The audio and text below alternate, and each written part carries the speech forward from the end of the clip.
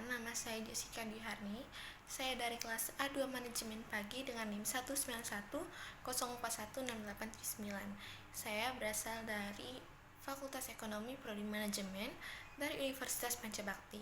Jadi, di video saya kali ini, saya akan membacakan jawaban UAS terhadap mata kuliah Manajemen Pemasaran 2 yang diampu oleh Bapak Adi Mursalin, SEMM.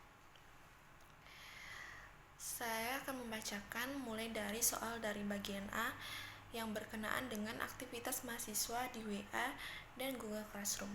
Soal pertama bagian A ialah, apakah Anda selalu hadir dalam kuliah manajemen pemasaran lanjutan? Mengapa? Iya, karena bagi saya kuliah ini harus mengikuti prosedur dan juga pemasaran ini mempunyai peran yang sangat besar dalam pertumbuhan dan perkembangan ekonomi di dalam perusahaan atau bisnis. Sehingga untuk kedepannya saya sudah mengetahui peran penting dari pemasaran ini dan dalam menjadi manajemen dalam fokus pemasaran. Soal kedua bagian A yaitu, berapa kali Anda hadir dalam kuliah manajemen pemasaran lanjutan secara daring? Jawabannya ialah 14 kali pembelajaran pertemuan secara daring. Soal ketiga bagian A ialah, apa-apa yang saudara lakukan selama saudara belajar manajemen pemasaran lanjutan secara daring? Manfaat apa yang saudara peroleh mempelajari pemasaran lanjutan secara daring? Pertama, mempelajari setiap materi yang diberikan dosen dan mengerjakan tugas yang pada manajemen pemasaran lanjutan. Manfaat yang diperoleh yaitu proses yang diajarkan akan membuat kita semakin mahir dalam melakukan pemasaran dan keahlian kita dalam berkomunikasi cukup dibutuhkan di dalamnya. Serta pemasaran juga penting ketika kita ingin memberikan ide yang berguna dalam kehidupan kita. Soal keempat bagian A adalah, apa tugas terstruktur yang diberikan oleh dosen saudara selama kuliah daring? Jelaskan tugas terstruktur Anda. Tugas terstruktur yang pertama ialah presentasi materi, perilaku konsumen, dan strategi promosi. Yang kedua, video record materi, strategi distribusi. Yang ketiga, membuat pidato yang berjudul pemasaran di era digital. Yang keempat, membuat pesan kesan kuliah manajemen pemasaran melalui Google Classroom dan YouTube. Yang kelima, video record materi tentang teori pengecer. Yang keenam, video record presentasi materi, yaitu tentang branding, marketing, dan selling. Yang ketujuh, video record presentasi materi STP, yaitu segmentasi, targeting, dan positioning. Yang kedelapan, video record presentasi materi market and product research. Yang kesembilan, video record presentasi materi six need and fear of customer. Yang kesepuluh, video record presentasi materi USP, unique selling proposition. Soal yang kelima bagian A ialah, bagaimana kuliah daring memberikan kesan kepada Anda? Platform media apa yang digunakan oleh dosen dalam memberi kuliah manajemen pemasaran lanjutan? Menurut saya kuliah daring ini tidak berjalan terlalu efektif karena pembelajaran daring seperti ini tentu saja kurang peningkatan pemahaman dalam materi yang diberikan oleh dosen kepada mahasiswa. Platform media yang digunakan yaitu Google Classroom, YouTube, WhatsApp, dan Facebook. Selanjutnya kita akan beralih ke soal bagian B yang berkaitan dengan teori-teori manajemen pemasaran lanjutan. Mahasiswa wajib menjawab dengan terinci dan tidak asal jawab. Yang pertama, jelaskan pengertian saluran distribusi dan strategi distributif intensif, eksklusif, selektif, beserta kelebihan dan kekurangannya. Yang pertama, menurut Warren G. Kagan tahun 2003, saluran distribusi adalah saluran yang digunakan oleh produsen untuk menyalurkan barang tersebut dari produsen sampai ke konsumen atau pemakai industri. Distributif intensif adalah strategi distributif yang menempatkan produk dagangnya pada banyak trailer atau pengecer serta distributor ini di berbagai tempat. Contohnya seperti sembako, rokok, sikat gigi, odol, dan sabun, deterjen, dan lain sebagainya. Kelebihan dari distribusi intensif ini yaitu memberikan akses yang mudah bagi pelanggan. Yang kedua, kekurangannya ialah banyak toko tidak akan menerima beberapa produk jika konsumen tidak suka membeli produk tersebut di tempat itu. Yang selanjutnya, distributif selektif adalah suatu metode distributif yang menyalurkan produk barang atau jasa pada daerah pemasaran tertentu dengan memilih beberapa distributor atau pengecer saja pada suatu daerah. Contoh, saluran distribusi selektif adalah produk elektronik, produk kendaraan bermotor, sepeda, pakaian, buku, dan lain sebagainya. Kelebihan dari distributif selektif ini ialah yang pertama, distributif yang berfokus pada toko pengecer yang memiliki permintaan akan produk tersebut atau ada di mana karyawannya memiliki pengalaman menjual produk tersebut. Kekurangannya ialah karena distributifnya selektif, produk tersebut tidak mudah diakses. Selanjutnya, distributif eksklusif adalah pemberian hak distribusi suatu produk pada satu dua distributor atau pengecer saja, atau pada suatu area atau daerah. Barang atau jasa yang ditawarkan oleh distribusi selektif eksklusif ini adalah barang-barang dengan kualitas dan harga yang tinggi dengan jumlah konsumen yang terbatas. Contoh distribusi eksklusif adalah seperti showroom mobil, factory outlet, restoran waralaba, produk MLM, atau multi-level marketing atau passive income, minimarket, supermarket, hypermart, dan lain-lain. Kelebihan dari distribusi eksklusif ini ialah yang pertama, produk tersebut dianggap presisium. Produsen juga menjamin bahwa toko pengecer di mana produk dipasarkan atau didistribusikan akan mampu melayani produk dengan layak. Dan kekurangannya ialah akses produk kepada pelanggan terbatas. Soal kedua bagian B ialah jelaskan hambatan atau risiko dalam persaingan global serta kelebihan dan kekurangan Indonesia dalam menghadapinya. Hambatan dalam persaingan global yang pertama ialah ancaman persaingan segmen yang kuat, ancaman pendatang baru, yang ketiga ancaman produk substitusi, yang keempat ancaman kekuatan posisi tawar pembeli, yang kelima ancaman peningkatan kekuatan posisi tawar pemasok. Kelebihan dari globalisasi yang pertama ialah meningkatkan penjualan dan keuntungan dengan memanfaatkan peluang pasar baru dan sedang tumbuh.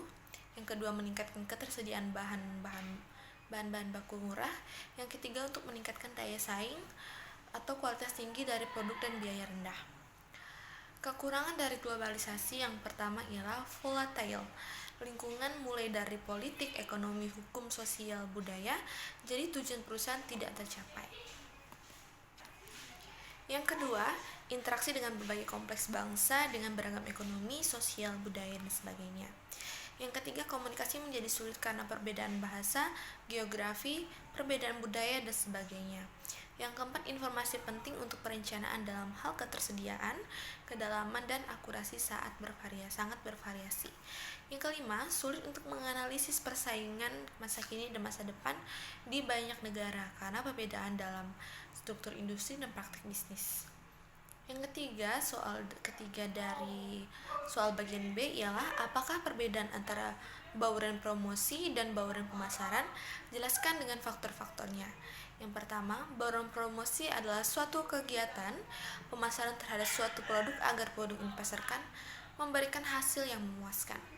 Faktor-faktor bauran promosi yang pertama ialah jenis pasar produk.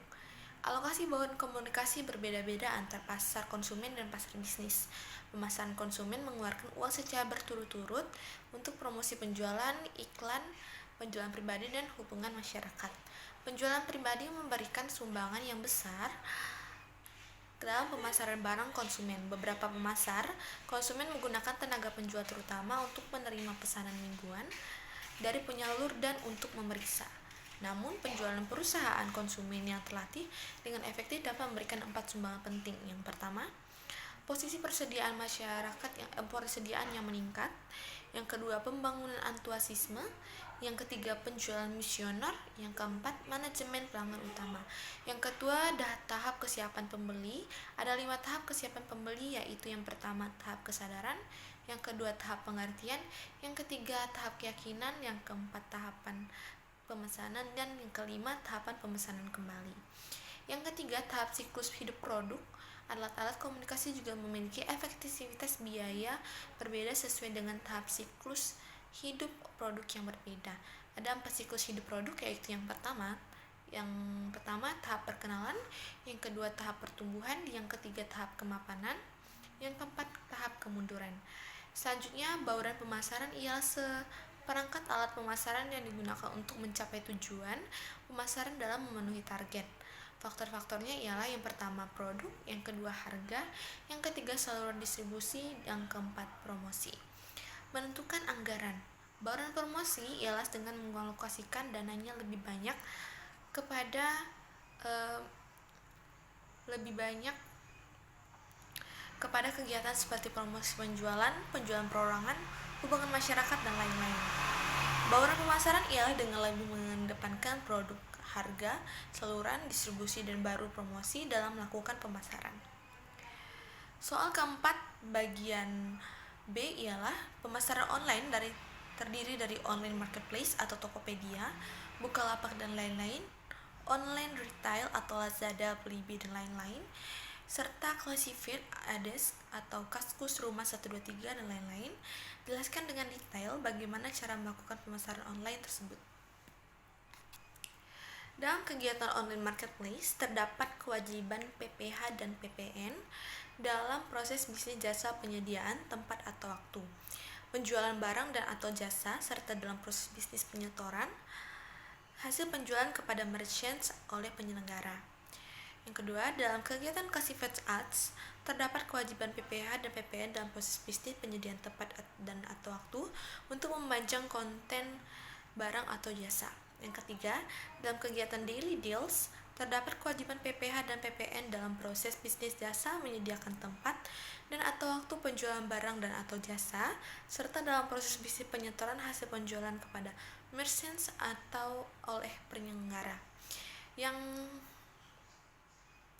keempat, dan dalam kegiatan online retail terdapat kewajiban PPH dan PPN dalam proses bisnis penjualan barang dan atau jasa. Jenis-jenis transaksi e-commerce dibagi menjadi dua, yaitu transaksi yang berhubungan dengan pembuatan atau desain website dan transaksi yang dilakukan melalui sebuah website akan dikenakan PPN karena berhubungan dengan jasa. Dalam transaksi e-commerce terdapat potensi pajak yang seharusnya disetorkan kepada negara.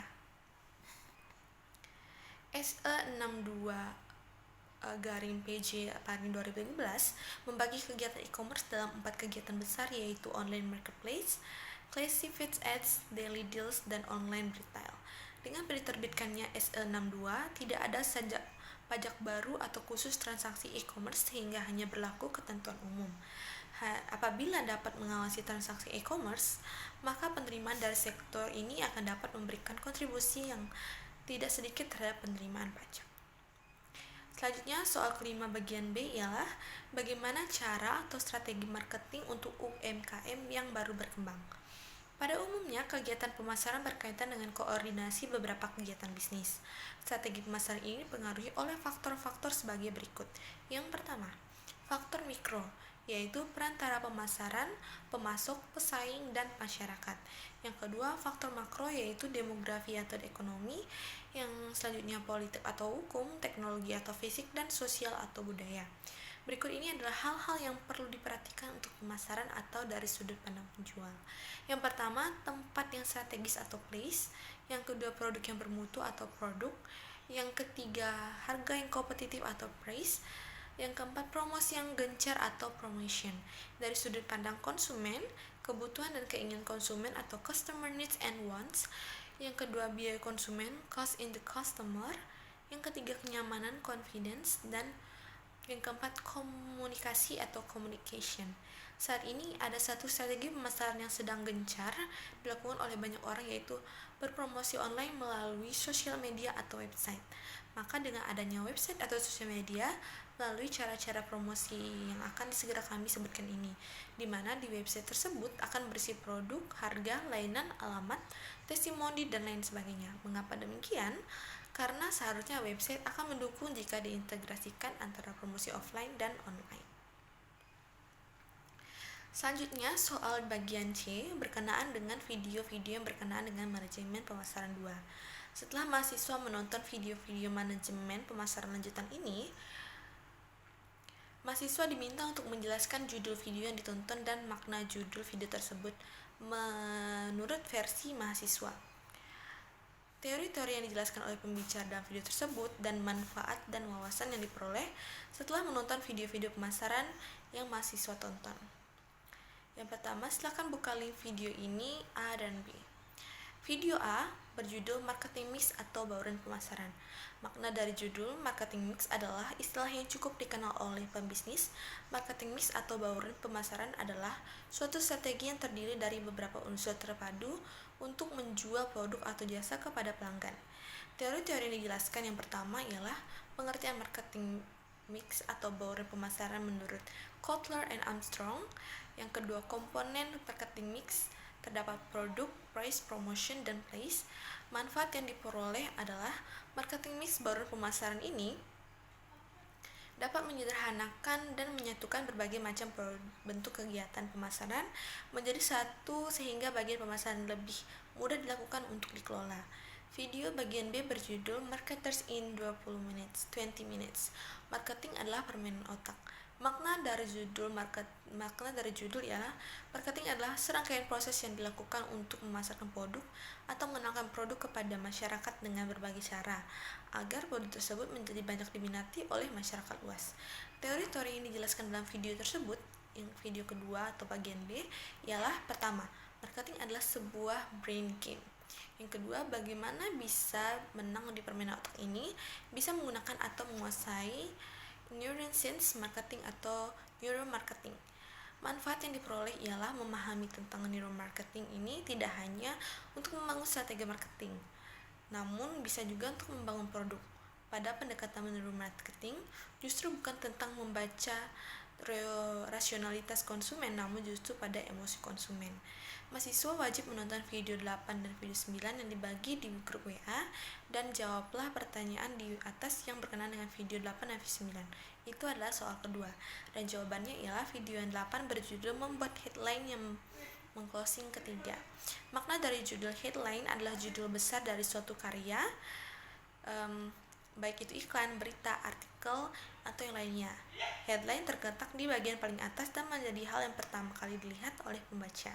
Teori-teori yang dijelaskan yang pertama ialah membahas headline customer, yang kedua benefit headline, yang ketiga selective headline, yang keempat curiosity headline, yang kelima fear headline, yang keenam gimmick headline, yang ketujuh common headline, yang kedelapan claim headline, yang kesembilan teaser headline, yang kesepuluh UNI headline.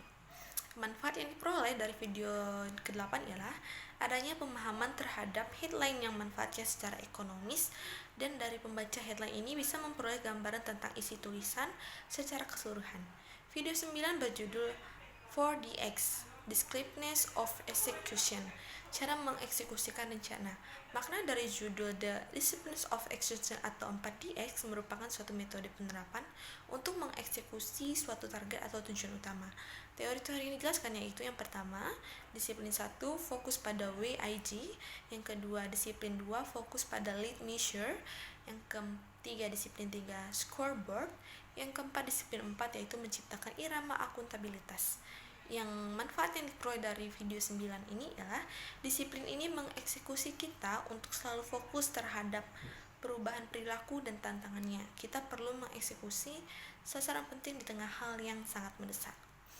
Oke, sekian jawaban saya terhadap materi dan soal-soal ujian akhir semester dari materi atau mata kuliah Manajemen Pemasaran 2 yang diampu oleh Bapak Ibu Dosen SNM.